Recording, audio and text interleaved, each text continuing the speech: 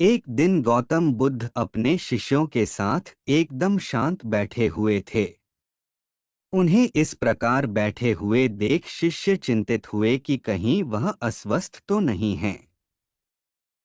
एक शिष्य ने उनसे पूछा कि आज वह मौन क्यों बैठे हैं, क्या शिष्यों से कोई गलती हो गई है। इसी बीच एक अन्य शिष्य ने पूछा कि क्या वह अस्वस्थ हैं, पर बुद्ध मौन रहे। तभी कुछ दूर खड़ा व्यक्ति जोर से चिल्लाया, आज मुझे सभा में बैठने की अनुमति क्यों नहीं दी गई है। बुद्ध आंखें बंद करके ध्यान मग्न हो गए। वह व्यक्ति फिर से चिल्लाया, मुझे प्रवेश की अनुमति क्यों नहीं मिली। इसी बीच एक उदार शिष्य ने उसका पक्ष लेते हुए कहा कि उसे सभा में आने की अनुमति प्रदान की जाए। बुद्ध ने आंखें खोलीं और बोले, नहीं, वह अछूत है, उसे आज्ञा नहीं दी जा सकती।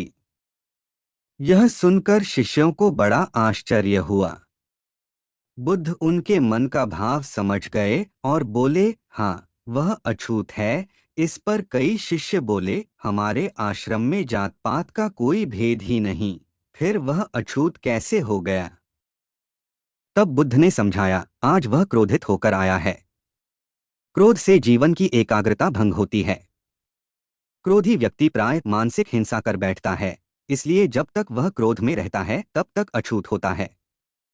इसलिए उसे कुछ समय एकांत में खड़े रहना चाहिए। क्रोधित शिष्य भी बुद्ध की बातें सुन रहा था। पश्चाताप की अग्नि में तप कर वह समझ चुका था कि अहिंसा ही मनुष्य का महान कर्तव्य व परम धर्म है।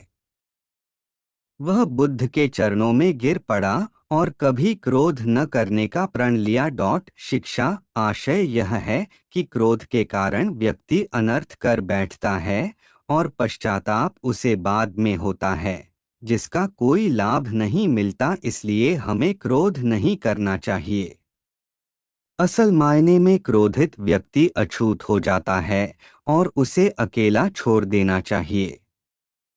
क्रोध करने से तन, मन और धन तीनों की हानि होती है।